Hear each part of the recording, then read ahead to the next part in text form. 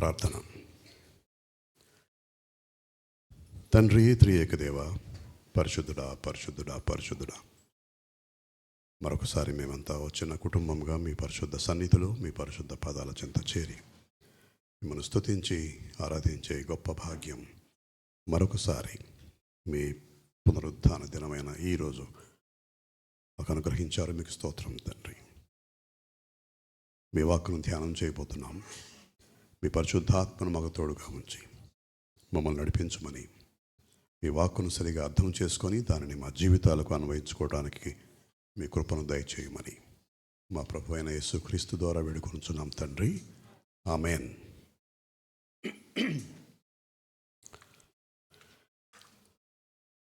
క్రీస్తునందు ప్రియమైన స్నేహితులారా, మీ అందరికీ మన ప్రభు అయిన యేసుక్రీస్తు నామములో శుభములు తెలియజేస్తున్నాను. మొదటిగా నన్ను ఎప్పటి వలె ప్రేమతో ఆప్యాయతతో ఆహ్వానించిన పాస్టర్ గారు సత్యం గారికి, అమ్మగారికి, కుటుంబ సభ్యులకు, సంఘ పెద్దలకు, మీ అందరికీ మరొకసారి నా పక్షాన, నా కుటుంబ పక్షాన ధన్యవాదాలు తెలియజేస్తున్నాను. మీరు చూసే ఉంటారు, అక్కడ కూర్చొని దీన్ని ఆపరేట్ చేస్తూ ఉంటాను. కొంతమంది అపార్థం చేసుకునే ఉంది. అక్కడ కూర్చొని నేను ఇది ఎందుకు ఆపరేట్ చేస్తుంటానంటే, నేను ప్రిపేర్ అయ్యి వచ్చాను. వచ్చిన సర్మన్ని కొంచెం ఫైన్ ట్యూనింగ్ అంటాం, దాన్ని కొంచెం సరి చేస్తూ కూర్చున్నాను. నా నోట్స్ అంతా నా ఫోన్లోనే ఉంది కనుక అన్యత భావించవద్దని మనవి. కాలం గిర్రున తిరిగిపోతుంది. క్యాలెండర్ పేజీలు చిరిగిపోతున్నాయి. క్రిస్మస్ మళ్ళీ వచ్చేసింది. ఆమేన్, ఆమేన్. ప్రపంచంలో అద్భుతాలు ఉన్నాయంటారు. ఏంటండి? 7 అద్భుతాలు. ఆ 7 ఒక అద్భుతం మన దేశంలో ఉంది, తాజ్మహల్.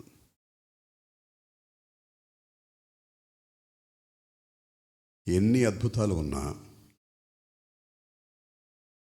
అద్భుతాలకే అద్భుతం, మహాద్భుతం అనేది మరొకటి ఉంది. అటువంటి అద్భుతాల జాబితా చిట్టా తయారు చేస్తే ఒక అద్భుతం ఏంటంటే, మనిషి చంద్రుని మీద కాలు మోపటం. అద్భుతం కదండి. ఎక్కడుందో ఆ గ్రహం. ఆ రోజుల్లోనే అది ఒక పెద్ద అద్భుతం. సరే, ఆ తర్వాత ఎంతోమంది వెళ్ళారు, వచ్చారు. ఈ మధ్య మన శాస్త్రవేత్తలు కూడా మరొక అద్భుతాన్ని ఆవిష్కరించారు. అయితే ఇటువంటి అద్భుతాలన్నీ ఒక ఎత్తు అయితే, అద్భుతాలకే అద్భుతం ఏమిటి అంటే, మనిషి చంద్రుని మీద కాలు మోపటం కాదు, దేవుడు యేసుగా భూమి మీద కాలు మోపటం. దేవుడు ఎవరైనా సరే, ఎంత మేధావి అయినా, అరిస్టాటిల్, ప్లేటో, లాంజైనస్, ఎవరైనా కానివ్వండి, దేవుణ్ణి ఇంతవరకు సంపూర్ణంగా అర్థం చేసుకొని సంపూర్ణంగా నిర్వచించిన వాళ్ళు ఎవరు లేరు. మహాకాశాలు పట్టుజాలనంత మహిమ గల దేవుడు ఒక చిన్న బిడ్డగా, పసిపాపగా భూమి మీద అవతరించటం, ఇది ఎన్ని అద్భుతాలు ఉన్నా సరే అన్నింటినీ మించిన అద్భుతం. The wonder of wonders, the wonder of wonders. అసలు ఇది ఎలా సాధ్యమైంది అనేది ఒక పెద్ద ప్రశ్న. ఎవరికి అర్థం కాదు. క్రైస్తవ విశ్వాసం ఉన్నవాళ్ళు చేసే గొప్ప పని ఏమిటంటే బైబిల్ గ్రంథంలో ఎక్కడ ఏది అర్థం కాకపోయినా నమ్మడం, దాని గురించి జుట్టు పీక్కోవడం, బట్టలు చింపుకోవడం, తల బాదుకోవడం ఇవి ఉండవు క్రైస్తవ విశ్వాసంలో. బైబిల్లో ఉంది అంతే, నమ్మడమే. Trust where you do not understand. అర్థం కావటం లేదు, ఏమిటిది అర్థం చేసుకోవాల్సిన అవసరం లేదు. అర్థమైతే మంచిదే, కానీ అన్నీ కూడా మనిషికి అర్థం కావలసిన అవసరం లేదు. అందుకని ఏ విషయాలైతే మనిషికి అర్థం కావలసిన అవసరం లేదు అని దేవుడు భావించాడో ఆ విషయాల గురించి ఆయన బైబిల్ గ్రంథంలో ఎక్కడ ప్రస్తావించలేదు. ఉదాహరణకి, మరణించిన తర్వాత మనిషి ఏమవుతాడు, ఎక్కడికి వెళ్తాడు, ఆ ప్రయాణం ఎలా కొనసాగుతుంది, దాని మీద ఎటువంటి వివరణ లేదు. మరణించిన లాజర్ను లేపాడు కదా ప్రభు, అదొక అద్భుతం. అయితే మరణించిన తర్వాత, ప్రభు లేపిన తర్వాత లాజరు మళ్ళీ వాళ్ళ సోదరీమణులతో కలిసి నివసించాడు కదా.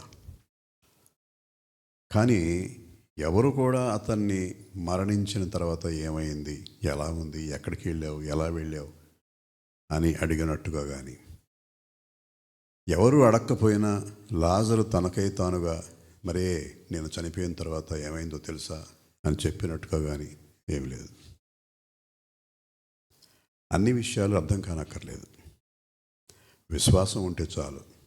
ప్రభువైన యేసు దేవుడు, నా రక్షకుడు, నేను పాపిని, ఆయన పాపము లేనివాడు, నన్ను క్షమించి పాపరహితునిగా చేయగల ఏకైక వ్యక్తి, శక్తి ప్రభువైన యేసు అనే విశ్వాసం ఉంటే చాలు.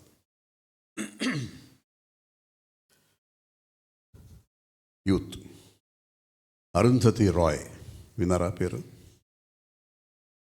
Arundhati Roy, she's a Malayali. ఆమె గాడ్ ఆఫ్ స్మాల్ థింగ్స్ అని ఒక నవల రాశారు. దానికి చాలా అవార్డ్స్ అవన్నీ వచ్చినాయి, మంచి గుర్తింపు, ప్రపంచవ్యాప్తంగా బాగా ప్రఖ్యాతిగాంచిన నవల. ఆ టైటిల్ మాత్రం తీసుకుంటున్నాను నేను మన ధ్యానం కొరకు. అది వేరు, ఆ కథ అదంతా వేరు. God of small things. దానిని మన క్రిస్మస్ పండుగకు అన్వయించుకొని, క్రిస్మస్లో అల్పులు, క్రిస్మస్లో అల్పులు, అల్పమైన వారు. అదేంటి, క్రిస్మస్ ఎంత గొప్ప పండుగ, ఎంత ఘనమైన వేడుక, ప్రపంచవ్యాప్తంగా ఎక్కువ మంది గొప్ప సంబరంగా జరుపుకునే పండుగ, ఘనమైన పండుగ అని అనుకుంటున్నాం. కానీ ఆ క్రిస్మస్ కథ, ఆయన పుట్టుక ఎలా జరిగింది అని ఒక్కసారి ఆలోచిస్తే అందులో అల్పమైనవి, అల్పులైన వారు కనపడతారు. అది ఎందుకో నాకు చాలా ఆసక్తిగా అనిపించింది. క్రిస్మస్ అంటే మీకు తెలుసు, క్రీస్తును ఆరాధించుట. ఆ పదాన్ని మనం ఆయన జన్మదినానికి వాడుతున్నాం. ఆయన జన్మించినప్పుడు, ఆయన జన్మించడానికి ముందు, ఆయన జన్మించిన తరువాత కూడా, అనగా మరణించి పునరుద్ధానుడై ఆరోహణుడై వెళ్ళిపోయిన తర్వాత కూడా ఈ అల్పులు ఎంత ప్రముఖులో, అల్పులు ఎంత ప్రముఖులో, ముఖ్యమైన వాళ్ళు. కానీ వాస్తవానికి ఈ లోకం దృష్ట్యా ఆలోచిస్తే, గమనిస్తే, దే ఆర్ నథింగ్. ఇంగ్లీష్లో ఆఫ్టర్ ఆల్ అంటామే. ఎవడరా నువ్వు, ఆఫ్టర్ ఆల్ నువ్వెంత, నీ బతుకెంత, అలా స్వల్పమైన అల్పమైన వ్యక్తులు, విషయాలు, సంగతులు క్రిస్మస్ కథలో మిళితమై ఉన్నాయి. ఒకసారి చూద్దాం ఎవరు ఆ అల్పులు, ఏమిటి ఆ అల్పమైన విషయాలు అని. మొదటిగా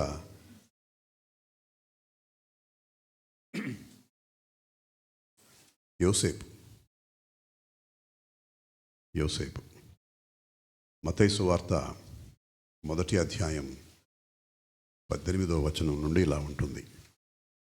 యేసుక్రీస్తు జనన విధం ఎట్లనగా, ఆయన తల్లి అయిన మరియా యోసేపునకు ప్రదానము చేయబడిన తరువాత వారు ఏకము కాకమునుపు ఆమె పరిశుద్ధాత్మ వలన గర్భవతిగా ఉండెను. ఆమె భర్త అయిన యోసేపు నీతిమంతుడై ఉండి ఆమెను అవమానపరచనొల్లక రహస్యముగా ఆమెను విడనాడ ఉద్దేశించెను. ఎవరితను?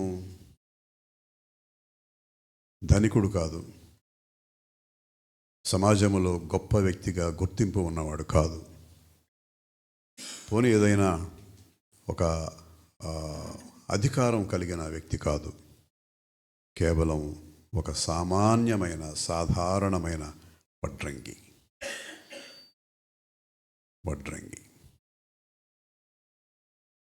అతను దేవుని చేత ప్రభువైన యేసు క్రీస్తు పుట్టుక సందర్భములో ఎంపిక చేయబడినవాడు. ఒక సాధారణమైన వడ్రంగి.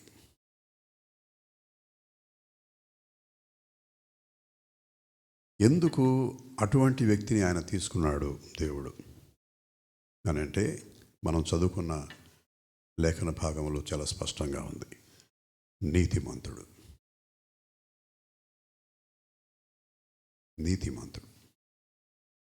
సమాజంలో దేనికి మనము విలువ ఇవ్వమో, ఎవరిని మనం పెద్దగా పట్టించుకోమో, ఎవరిని తూలనాడుతామో, ఎవరిని హేళన చేస్తుంటామో, అటువంటి వారిలో కొందరు కనీసం దేవునికి ప్రియమైన వాళ్ళు ఉంటారు. కనుక మనకంటే తక్కువ అని మనం ఎవరిని చూస్తున్నామో వారిలో కూడా దేవునికి ఇష్టలు ఉంటారు. ఆయన చూసేది మనిషి రంగు, ఎత్తు, జ్ఞానము, లేకపోతే హోదా, పదవి, ఆస్తి, అంతస్తు ఇవి కావు. ఆయన దావీదును రాజుగా ఎంపిక చేసినప్పుడు తెలుసు మీకు, వాళ్ళ సహోదరులంతా వస్తూ ఉంటే అక్కడున్న ప్రవక్త బహుశా ఇతనేనేమో దేవుడు నాయకునిగా ఎంచుకోబోతున్నాడు, ఇతన్నేనేమో. కాదు, అసలు ఆయన ఎవరిని నాయకునిగా ఎంచుకున్నాడో ఆ వ్యక్తి అసలు అక్కడ లేడు. చూసారా, మనిషి చూసే విధానం వేరు, మనిషి అర్థం చేసుకునే విధానం వేరు, మనిషి ఆలోచన వేరు. దేవుని ఆలోచనకు, అభిప్రాయానికి, చిత్తానికి భిన్నంగా ఉంటుంది. ఆయన ఉద్దేశం వేరు. ఆయన ఎవరిని ఎంపిక చేస్తాడు, ఎందుకు ఎంపిక చేస్తాడంటే అంతరంగాన్ని ఎరిగినవాడు. బాహ్యమైన ఆకారాన్ని, స్వరూపాన్ని చూసి దేవుడు ఎప్పుడూ కూడా ఆ వ్యక్తిని ప్రధానమైన వ్యక్తిగా ఎంచడు. సాధారణమైన వడ్రంగి, చిన్న కార్పెంటర్, అది దాదాపుగా ఒక కూలి పని వాడి స్థాయి. అతన్ని అనుకున్నాడు దేవుడు. అతనితో పాటు మరియా చూడండి, లూకాసు వార్త 1వ అధ్యాయం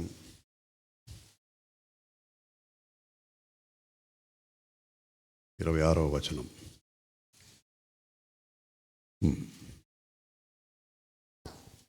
గలిలయలోని నజరేతను ఊరిలో దావీదు వంశస్థుడైన యేసేపను ఒక పురుషునికి ప్రదానం చేయబడిన కన్యక యొద్దకు దేవుని చేత పంపబడెను. ఆ కన్యక పేరు మరియ. ఆ దూత లోపలికి వచ్చి ఆమెను చూచి, దయాప్రాప్తులారా, నీకు శుభము, ప్రభువు నీకు తోడై ఉన్నాడని చెప్పాను. ఆమె ఆ మాటకు బహుగా తొందరపడి ఈ శుభవచనం ఏమిటో అని ఆలోచించుకొంచుండగా దూత, మరియా, భయపడకము, దేవుని వలన నీవు కృప పొందితివి.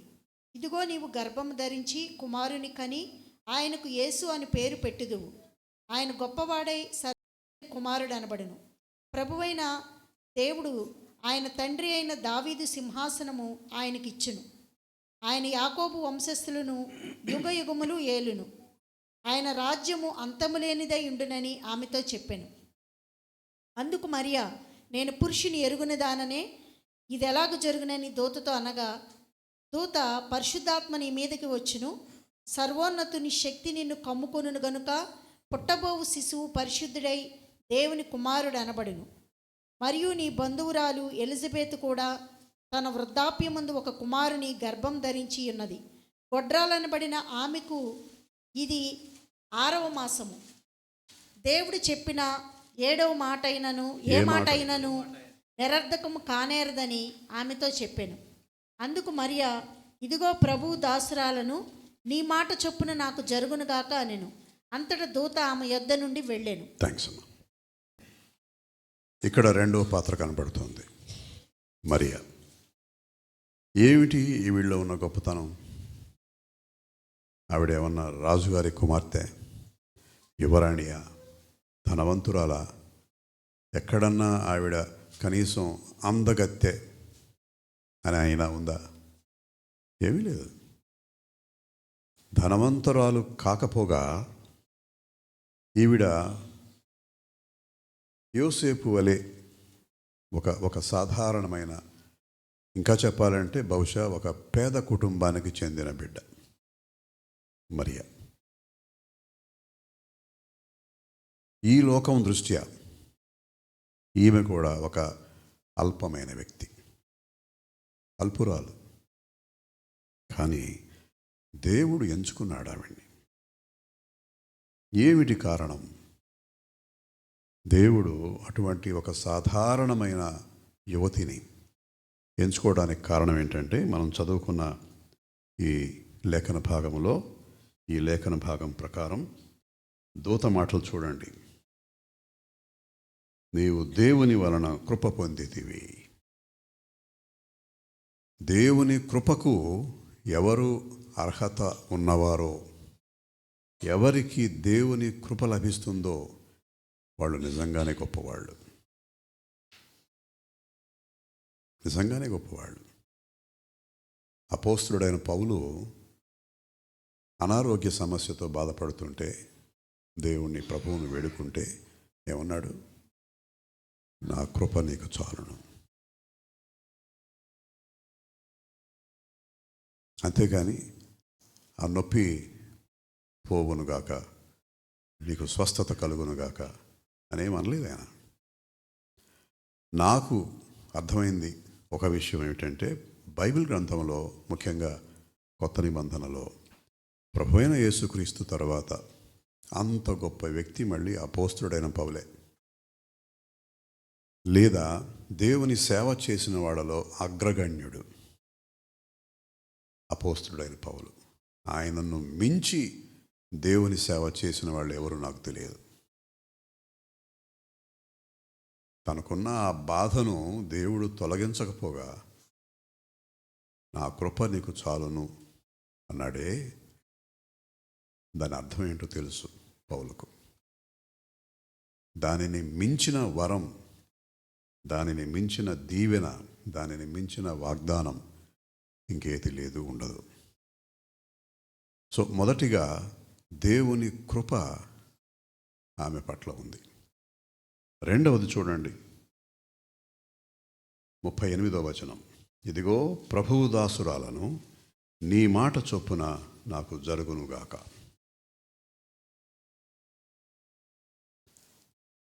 ఇది ఎన్నిసార్లు చదువుకున్నా కానీ మనము ఊహించినట్లయితేనే అర్థమయ్యే ఒక విషయం, ఆమె మనసులో ఉన్న ఆందోళన, భయం. ఎందుకంటే ఒక స్త్రీ, ఒక యువతి పెళ్ళి కాకుండానే భర్త అంటూ లేని వారై ఉండి గర్భం ధరిస్తే ఈ రోజుకు కూడా సమాజం ఒప్పుకోదు. ఎన్ని మాటలు అంటుందో. ఆమె హృదయంలోనికి దూసుకుపోయిన ఖడ్గం అదే. ప్రభువైన యేసుక్రీస్తు శిలువ మీద మరణించడం అనేది ఒక్కటే కాదు. ఈ ఇన్సిడెంట్ దేవదూత వచ్చి చెప్పాడే, నువ్వు కన్యకవు కానీ నువ్వు గర్భం ధరిస్తావు అని చెప్పినప్పుడు దానికి లోబడి ఉండడం, దానిని అంగీకరించడం ఒక సాధారణ వ్యక్తికి సాధ్యపడేదేనా? అమ్మో, నా వల్ల కాదయ్యో, ఇంకెవరన్నా చూసుకో.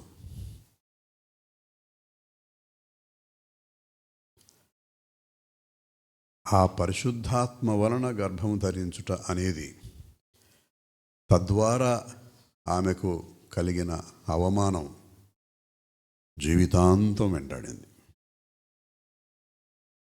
జీవితాంతం వెంటాడింది. అలాగే ప్రభువైన యేసును కూడా అన్నారు. దూషించేవాళ్ళు, ఆయన్ని తప్పు పట్టిన వాళ్ళు, ఆయన్ని విమర్శించిన వాళ్ళు ఎన్ని మాటలని ఉంటారో. నీ తండ్రి ఎవరు తెలుసా నీకు? చాలు చాలు. కనుక ముఖ్యంగా యూదా సమాజం అది. నిష్ఠాగరిష్ఠులు.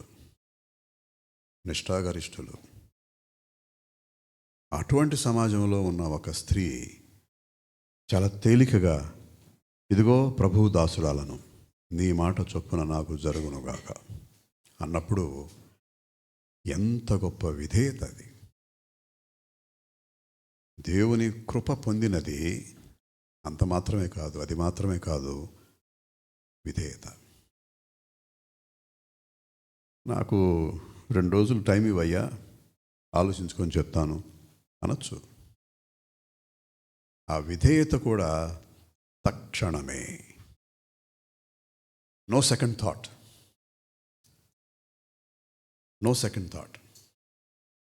వెంటనే ప్రభువు దాసురాలను, నీ మాట చొప్పున నాకు జరుగునుగాక.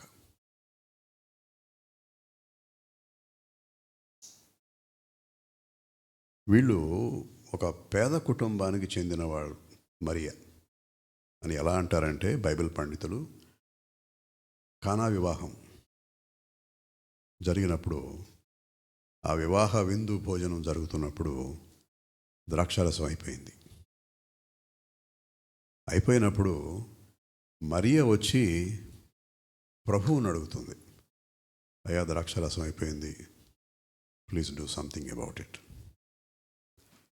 ఆ వివాహం ఎవరిదై ఉంటే ఆవిడొచ్చి అడుగుతుంది. ఇందాక అనుకున్నాం కదా, యూదా సమాజం అంటే నిష్ఠాగరిష్ఠులు. వారి ఆతిథ్యంలో ఎటువంటి లోటుపాట్లు ఉండకూడదు. అది భయంకరమైన, తీవ్రమైన అవమానం. ఆవిడే వచ్చి స్వయంగా ప్రభువుని అడిగిందంటే దాని అర్థం ఏమిటంటే, మరియ తాలూకు బంధువుల ఇంటిలో పెళ్ళి. ద్రాక్షారసం అయిపోవడం ఏంటి? ఒక కారణం పేదరికం, మరొక కారణం ఎంతమందిని ఆహ్వానించామో అంతమంది కంటే ఇంకా ఎక్కువ వచ్చి ఉంటారు. కానీ పేదవాళ్ళు అని తెలిసిన తర్వాత ఎక్కువ మంది వెళ్తారా?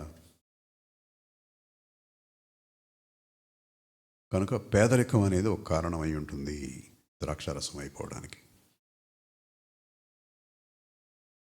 ధనవంతురాలు కాదు, ఒక సామాన్యమైన స్త్రీ. అల్పులు.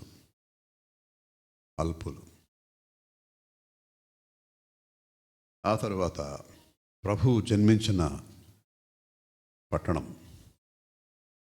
ఎక్కడ ఉంటుందండి?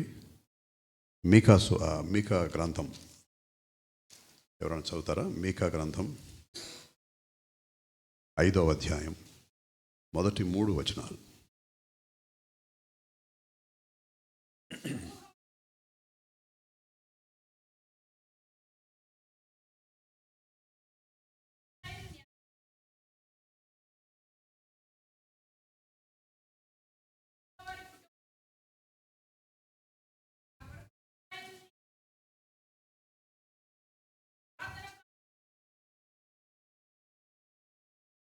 చాలా థ్యాంక్ యూ. అది వాస్తవానికి ఒక చిన్న పట్టణం. అప్పటికి చరిత్రలో ఆ పట్టణానికి ఒక ప్రత్యేకమైన స్థానం అంటూ లేదు. పెద్దగా ఎవరు పట్టించుకోలేదు కూడా. చెప్పుకోవడానికి కూడా బెత్లెహేం గురించి పెద్దగా విశేషాలంటూ ఏమి లేవు. కానీ అటువంటి చిన్న పట్టణంలో ప్రభువు జన్మించాడు కాబట్టి ఈరోజు ఆ పట్టణం పేరు తెలియని వ్యక్తి లేడు. స్వల్పము, అల్పము కాస్త ప్రధానము, ప్రముఖమైపోయింది. బెత్లెహేం అర్థం తెలుసా అండి? మన భాషలో చెప్పుకోవాలంటే, మనకు తెలిసిన మరొక ఊరు పేరు పెట్టుకోవాలంటే బెత్లెహేమును అన్నవరం అనొచ్చు. అన్నవరం ఆహారం, రొట్టె.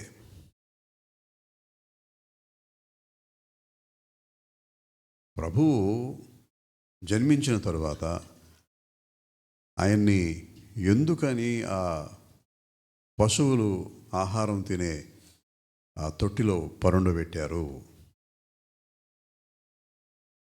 అనే ప్రశ్నకు కూడా ఇదే సమాధానం. పశువులకు ఆహారం పెట్టే తొట్టి, పశువుల తొట్టి. అందులో మనిషికి ఆహారమైన మన్నా ఉన్నాడు. మనిషికి జీవాహారం, పరలోకము నుండి దిగి వచ్చిన మన్నా అక్కడున్నాడు. అంటే ఈ కారణం వలన ఆ పట్టణానికి ఆ పేరు వచ్చిందని కాదు. ఆయన పుట్టకముందే ఆ పేరు ఉంది.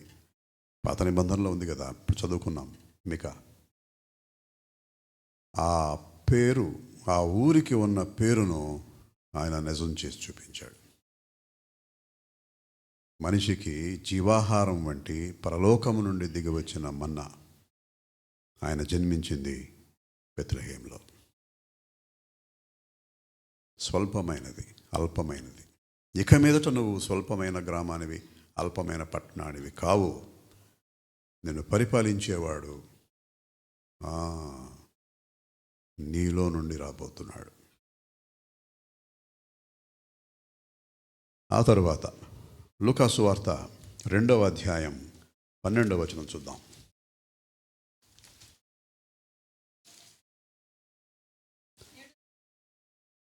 అమ్మ, ఏ వచనం చదువుతున్నారు?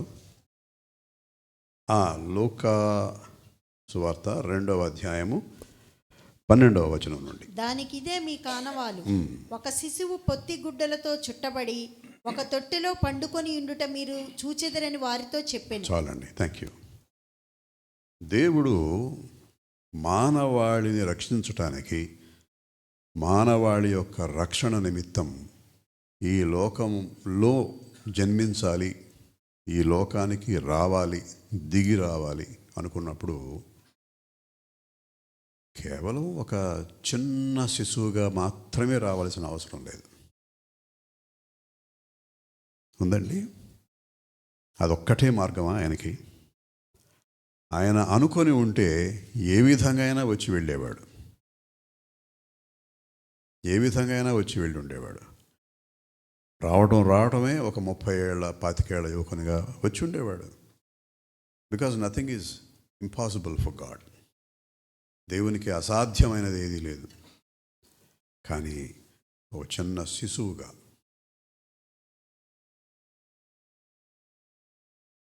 స్వల్పమైన ఆకారం, అల్పమైన ఆకారం, ఆ చిన్న శిశువు, ఆ చిన్న బిడ్డ సకల మానవాళికి రక్షణ అనుగ్రహించబోతున్నాడు. అంటే క్రిస్మస్ పండుగలో ఉన్న స్వల్పమైనవి, అల్పమైనవి ఏమిటి అని చూస్తున్నాం కదా. ఆయన వచ్చింది కూడా ఒక చిన్న శిశువుగా. పసిపాపవైతివా నా కోసమై యెహోవా అని నేను పుట్టకముందు రాశారు మా నాన్నగారు ఒక పాట. ఇంకా చాలా తర్జన భర్జన పడుతున్నారు అనేక చోట్ల మేధావులు. ఆయన నేను దేవుణ్ణి అని అనలేదు కదా, దేవుని కుమారుణ్ణి అంటున్నాడు కదా బైబిల్లో. మరి ఆయన దేవుడు ఎట్లా అవుతాడు? తెలియదు వాళ్ళకి. క్రైస్తవం ఏమిటి, అందులో ఉన్న త్రేక దేవుడు, గాడ్ హెడ్ తెలియక మాట్లాడుతుంటారు. తర్వాత ఒక క్రిస్మస్ పండుగ సందర్భంగా పుట్టపర్తిలో ఒక ఆయన ఉండేవాడు. ఆయన అసలు పేరు సత్యనారాయణ రాజు. ఆ తర్వాత ఆయన రూపురేఖలు, పేరు అన్నీ మారిపోయినాయి. ఆయన చెప్పాడు ఒకసారి క్రిస్మస్ మెసేజ్, నేను విన్నాను, మీరు వినొచ్చు, యూట్యూబ్లో ఉంటుంది. యేసు యోసేపు మరియా అనే దంపతులకు జన్మించాడు అని చెప్తున్నాడు.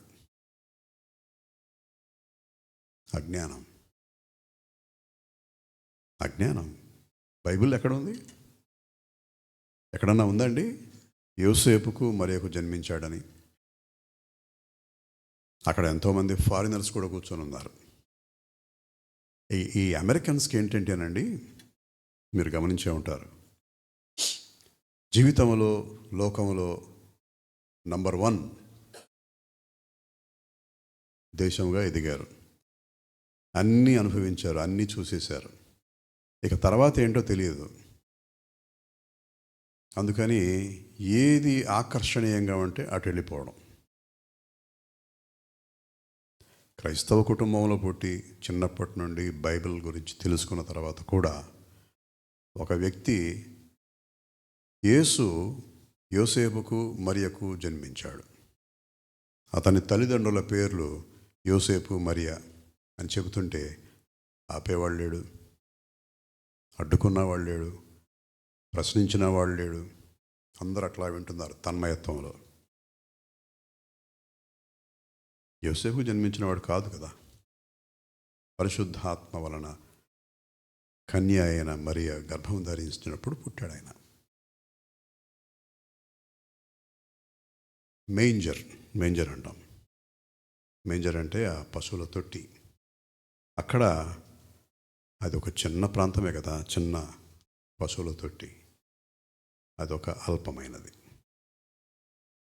కానీ ఏది అల్పమైనదిగా కనపడుతున్నా దాని వెనుక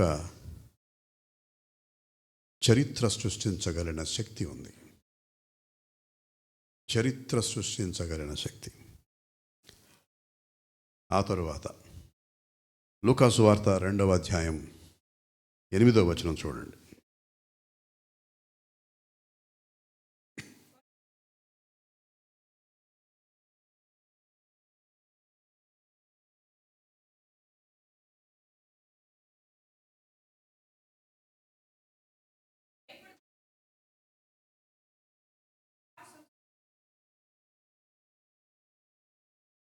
చాలు, థ్యాంక్ యూ. ప్రభువు జన్మించినప్పుడు రాజులకు, సామంత రాజులకు, చక్రవర్తులకు, సైనికాధికారులకు వెళ్ళలేదు కబురు. ఎవరు చెప్పాడండి? దేవదూత, గొర్రెల కాపరులు. కొన్ని పాటల్లో అంటే సంగీతపరంగా కొన్ని కష్టాలు ఉంటాయి. ఆ తాళానికి, రాగానికి కుదరక గొల్లలు అని రాస్తుంటారు పాటల్లో కానివ్వండి, ప్రసంగాల్లో కూడా కొంతమంది ఆ తప్పు చేస్తుంటారు. గొల్లలు లేదా గొల్ల అనేది ఒక కులం. ఆ కులం అక్కడెక్కడ ఉంది? ఇస్రాయేల్ దేశంలో లేదు కదా. గొర్రెల కాపర్లు అని వాడాలి. అలా రాసిన వాళ్ళలో ఒక ప్రముఖుడు గుర్రం జాషువా గారు. క్రీస్తు చరిత్రలో ఆయన కూడా ఛందస్ అంటాం కదండి, ప్రోసడీ, దానికి గొర్రెల కాపరులు అనేది చాలా పెద్ద పొడవైన పేరు కనుక అక్కడ అది పట్టక గొల్లలు అని రాశారు. ఈ గొర్రెల కాపరులు సాధారణమైన వాళ్ళు, సామాన్యులు, చిన్న మనసులు, చిన్న మనుషులు. వాళ్ళ జీవితం గొర్రెలతోనే వాళ్ళని కాపలా కాస్తూ ఉండాలి. వాళ్ళేమి ప్రముఖులు కాదు. కానీ వేదాంత శాస్త్రం ఏం చెబుతుందంటే ఈ గొర్రెల కాపరులు మామూలు వాళ్ళు కాదు, యాజక కుటుంబానికి చెందిన వాళ్ళు. వాళ్ళు కాస్తున్నది మామూలు గొర్రెలు కాదు. ఆ గొర్రెల్ని వాళ్ళు కాస్తూ ఉండగా ఏదన్నా ఒక గొర్రె ప్రసవించినప్పుడు ఆ అప్పుడే పుట్టిన బిడ్డను, ఆ గొర్రె పిల్లని ఎటువంటి మురికి మలినం అంటకుండా, ఎటువంటి గాయం తగలకుండా దానిని దేవాలయంలో బలి కొరకు వినియోగించడానికి చాలా జాగ్రత్తగా దాన్ని తీసుకెళ్ళి భద్రం చేస్తారని. ఆ జాగ్రత్తగా భద్రం చేయడానికి సుమారు ప్రభువు పడుకున్న ఆ పశువుల తొట్టి వంటి తొట్టిలో దాన్ని పడుకోబెడతారు. దానికి కూడా చలి బాత లేకుండా ఏం గుడ్డలు అండి అవి, పొత్తి గుడ్డలు చుట్టి పెడతారు. బలి కొరకు ఉద్దేశింపబడిన గొర్రె పిల్ల. అందుకనే దేవదూత వెళ్ళి చెప్పినప్పుడు దానికి ఇదే మీ కానవాలు, ఒక శిశువు పొత్తి గుడ్డలతో చుట్టబడి ఒక తొట్టిలో పండుకొని ఉండుట. ప్రభువు కూడా బలియాగం కొరకే వచ్చాడు. ఆ భాష ఎందుకు అంత స్పష్టంగా పొత్తి గుడ్డలతో చుట్టబడి ఒక తొట్టిలో పండుకొని ఉండుట మీరు చూచెదరు. ఒక శిశువు పొత్తి గుడ్డలతో చుట్టబడి ఒక తొట్టిలో పరుండబెట్టబడి ఉండుట అనేది బలి కొరకు ఉద్దేశింపబడిన గొర్రె పిల్ల విషయంలో వీళ్ళు చేసే పని, గొర్రెల కాపరులు.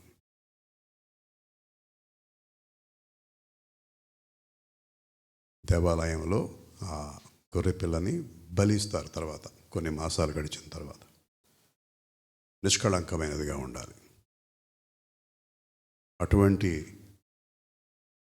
గొర్రెపిల్ల ప్రభువు కనుక వాళ్లకు చెప్పటంలో మరొక ఉద్దేశం ఏమిటి అని అంటే, ఒక భక్తుడు అంటాడు, అయ్యా మీరిక ఈ గొర్రెల్ని కాయటం, బలి కొరకు గొర్రె పిల్లల్ని తీసుకురావడం అనవసరం, అక్కర్లేదు. ఇప్పుడు వచ్చింది ఒకే ఒక్క గొర్రెపిల్ల. ఆ ఒక్క గొర్రెపిల్ల బలియాగం చేయబోతోంది. దానితో ఇక మీదట మీరు గొర్రె పిల్లల్ని బలి ఇవ్వవలసిన అవసరం లేదు. ఎంత ఎంత లోతైన అర్థం దాగి ఉంటుందో లేఖన భాగాల్లో. మనకు అవన్నీ తెలియవు. మామూలుగా చదువుకుంటూ ఉంటాం, ఓ సింతే కదా అనుకుంటూ ఉంటాం. చాలా లోతైన భావాలు. ఆ తర్వాత మత్తయి సువార్త 2వ అధ్యాయం 1వ వచనం చూడండి.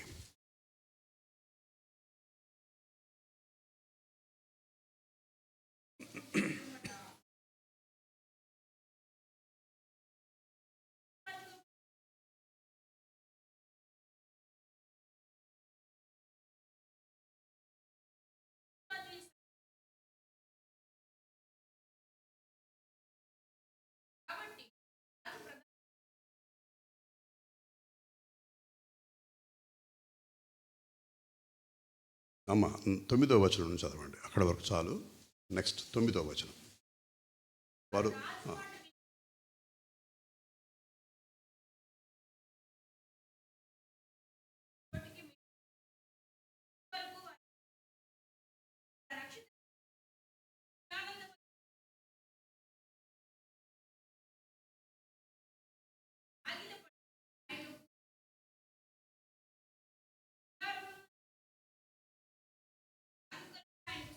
చాలండి, థ్యాంక్ యూ. ఎంతమంది వచ్చారండి జ్ఞానులు? అమ్మా ఎంతమంది అండి? అమ్మా ముగ్గురా?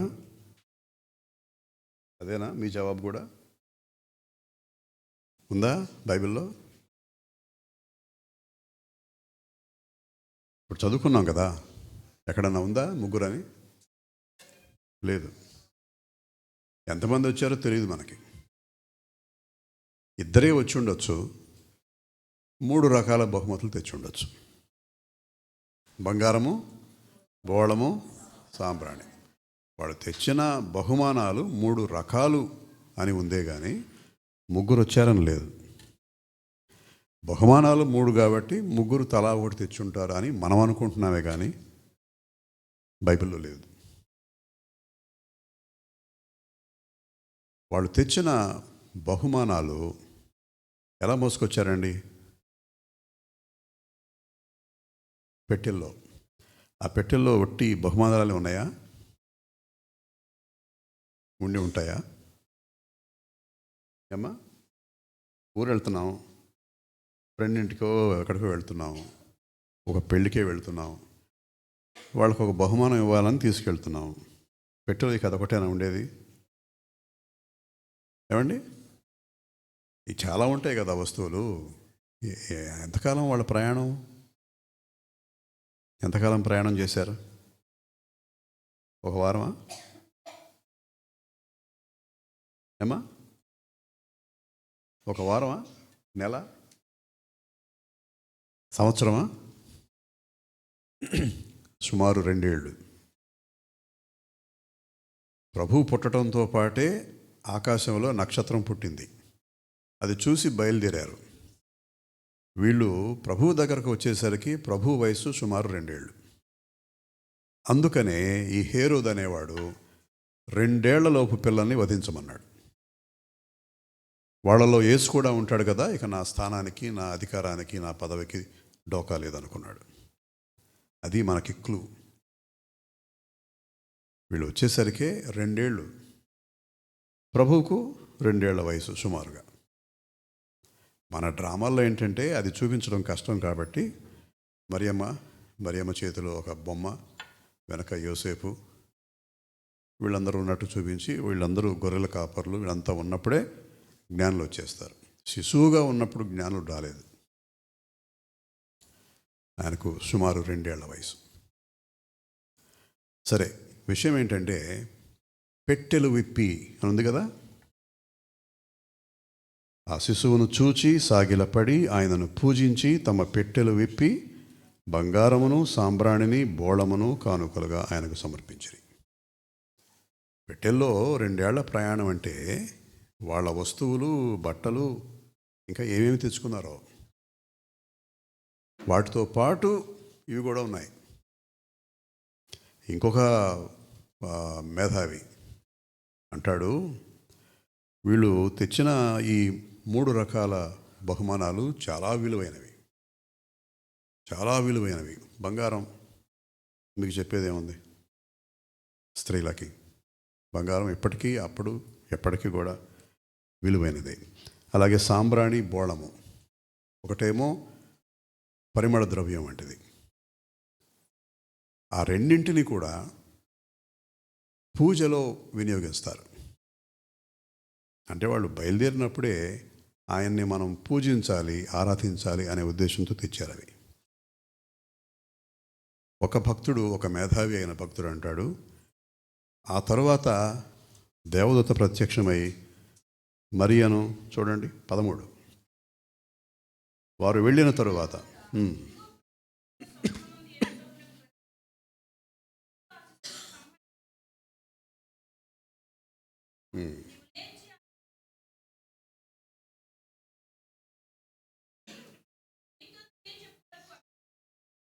అంతే, చాలండి.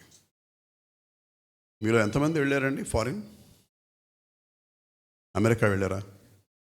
ఇంగ్లాండ్, సింగపూర్, ఎవరు ఎక్కడికి వెళ్ళలేదా? మీరు వెళ్ళారా గారు? వండర్ఫుల్, ఆమేన్.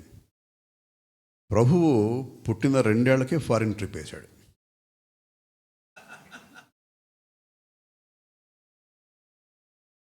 ఐగుప్తు, ఇజ్రాయెల్ నుంచి ఈజిప్ట్ వెళ్ళాడు 2 ఏళ్లకే. కానీ పాపం అది అంత ఆహ్లాదకరమైన ప్రయాణం కాదు. భయంతో వెళ్ళిపోవాల్సి వచ్చింది. ఎందుకంటే హేరోదు చంపే కుట్ర అప్పటికే పన్ని ఉన్నాడు. దేవదూత వచ్చి చెప్పేశాడు. వీళ్ళు ఇందాక చెప్పుకున్నాం కదా పేదవాళ్ళని. మరి వీళ్ళకి ఫారిన్ ట్రిప్ వేయాలంటే వీలవుతుందండి? డబ్బు ఎక్కడిది అయ్యా? అతను అంటాడు, బహుశా ఈ బంగారం, బోడం, సాంబ్రాణి ఇంకా మిగిలి ఉంటాయి. సరే, బంగారం అంటే అలాగే ఉంటుంది. ఈ 2 కూడా వాళ్ళు పూజ అయిపోయిన తర్వాత మిగిలి ఉంటాయి. ఇవి అమ్మేసి ఉంటారు. ఆ డబ్బుతో ఆ ప్రయాణం చేసి ఉంటారు. చూడండి దేవుని ప్రణాళిక ఎంత గొప్పగా ఉంటుందో. ఈ విషయం ఒక చోట చెప్పాను అయ్య గారు. బంగారాన్ని, ఈ వస్తువులు అమ్మేసి ఆ డబ్బులు తీసుకొని ప్రయాణం చేసి ఉంటారు. ప్రసంగం అయిపోయాక ఒక అతను వచ్చాడు. అతనిలో 2వ వాడు కూడా ఉన్నాడు. వాడిని వాసన ద్వారా కనిపెట్టాను నేను. నమస్కారం అండి అన్నాడు వచ్చి. నమస్కారం అండి. యోసేపు మరి వాళ్ళు బంగారం అమ్ముకున్నారా? అమ్ముకొని ఉంటారు అని ఒక ఆయన అన్నాడని చెప్పానండి. ఆహా, ఉందా బైబిల్లో అన్నాడు. బైబిల్లో అన్నీ ఉండవు కదండి. ఉండవు. అంతటా యేసు బాత్రూమ్కి వెళ్ళి స్నానం చేసి వచ్చాను అని ఉందా ఎక్కడన్నా అన్నాను.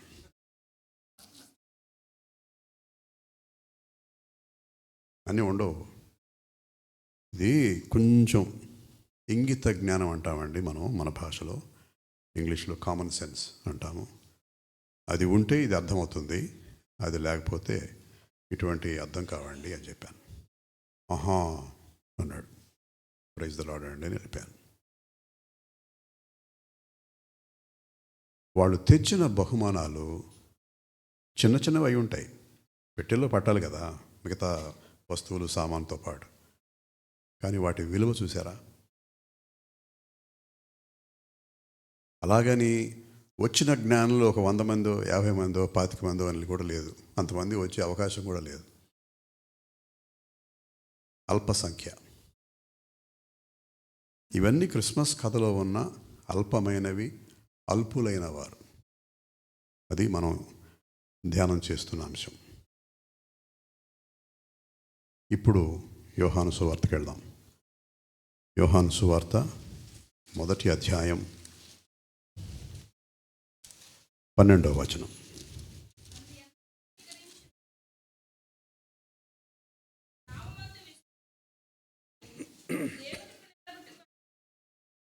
చాలండి.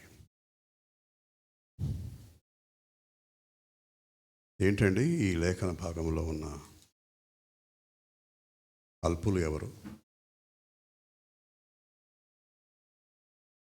ఈ లేఖన భాగం ప్రకారం ఎవరు అల్పులు? తనను ఎందరూ అంగీకరించిరో వారికి అందరికీ, అనగా తన నామమునందు విశ్వాసముంచిన వారికి దేవుని పిల్లలు అగుటకు ఆయన అధికారము అనుగ్రహించెను. ఆ అల్పులు ఎవరు ఇక్కడ అనే దానికంటే ముందు, తన నామమునందు విశ్వాసముంచిన వారు. తన నామమునందు విశ్వాసముంచిన వారు. నామము అని బైబిల్ గ్రంథంలో ఎన్నిసార్లు వస్తుందో కనపడుతుందో. ఆ పదం ఎక్కడొచ్చినా కూడా ఒక విషయం గుర్తుపెట్టుకోవాలి మనం. ఒకటి, నామము అనగా పేరు, నేమ్. నామము, నామధేయము అంటుంటాం కదా. కానీ అదొక్కటే అర్థం కాదు. ఆ పదానికి ఇంకొక అర్థం కూడా ఉంది. నామము అంటే తత్వము, నైజము. ఆయన ఎటువంటి వాడు? ఆయన నైజం ఏంటి? ఆయన తత్వం ఏమిటి? ఇక్కడ తన నామమునందు విశ్వాసం ఉంచిన వారికి, అక్కడ ఒట్టి పేరని కాదు. ఆయన తత్వము, ఆయన నైజము ఎటువంటిది? ఆయన ప్రేమామయుడు, కృపామయుడు, కరుణామయుడు, రక్షకుడు, పాపులను ప్రేమించేవాడు. అది ఆయన నైజం, అది ఆయన తత్వం.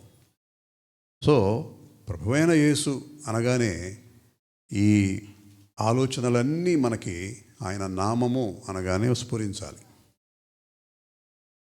ఆయన ఎటువంటి వాడు? ప్రేమామయుడు, పాపరహితుడు. అది ఆయన తత్వం, ఆయన నైజం. తన నామమునందు విశ్వాసం ఉంచిన వారికి దేవుని పిల్లలగుటకు ఆయన అధికారం అనుగ్రహించెను. చివరి కేటగిరీ మనమే. అల్పులం, స్వల్పమైన వారం. మన కొరకు దేవుడే దిగొచ్చాడు ప్రభువైన యేసుగా. అదొక ఎత్తు అయితే, ఆయన యందు విశ్వాసం ఉంచినట్లయితే దేవుని పిల్లలము అవడానికి ఆయన అవకాశం ఇచ్చెను అనుందండి, అధికారం ఇచ్చెను. దేవుని కుమారుడైన ప్రభువైన యేసుక్రీస్తు నామము మీద ఆయన యందు విశ్వాసం ఉంచితే చాలు, మనకి అధికారం వస్తుందట. ఒకవేళ రేపు నువ్వు దేవుని బిడ్డవు కావు అని ఎవరన్నా అన్నట్లయితే మనం అడిగే ప్రశ్న ఇదే. ఆ ప్రశ్నలో హక్కు, అధికారం ఉంది. నాకు ప్రభువైన యేసుక్రీస్తు పట్ల ఆయన నామమందు విశ్వాసం ఉంది, నాకు లేకపోవడం ఏంటి?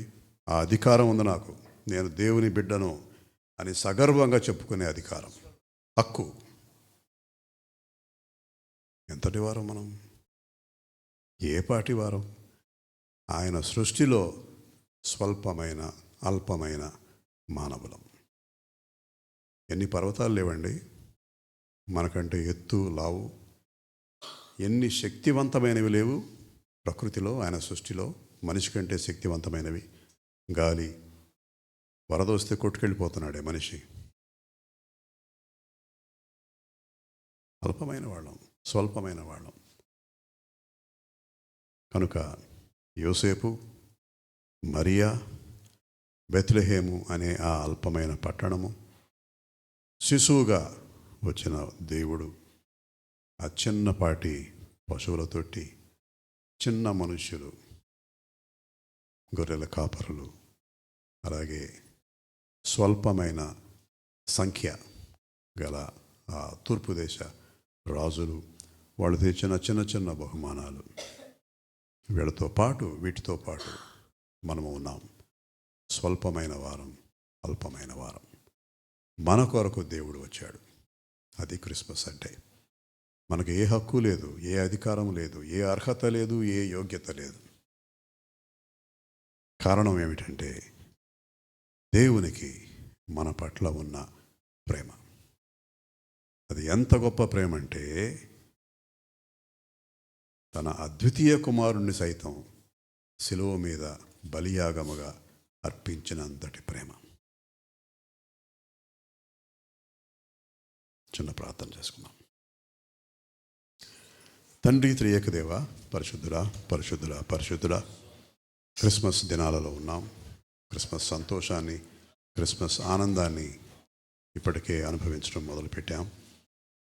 తండ్రి త్రియేక దేవ, మా కొరకు, అల్పమైన స్వల్పమైన మా కొరకు నాయన పరలోక రాజ్యాన్ని విడిచి అక్కడ ఉన్న భోగభాగ్యాలను సైతం వదిలిపెట్టి మా కొరకు అతి సామాన్యమైన మానవునిగా ఈ లోకంలో, ఈ భూమి మీద జన్మించి మాకు రక్షణ అనుగ్రహించిన దేవా మీకు స్తోత్రం. రానై ఉన్న క్రిస్మస్ సంబరాలలో పాల్గొంటూ మీరు తిరిగి రానై ఉన్నారని, మీ రెండవ రాకడ కొరకు మేము సిద్ధపాటు కలిగిన మీ బిడ్డలుగా ఉండులాగున మీ పరిశుద్ధాత్మ శక్తిని, నడిపింపును అనుగ్రహించుమని మా ప్రభు అయిన యేసుక్రీస్తు ద్వారా వేడుకొంచున్నాం తండ్రి. ఆమేన్. అయ్యగారు, thank you once again. Thank you sir.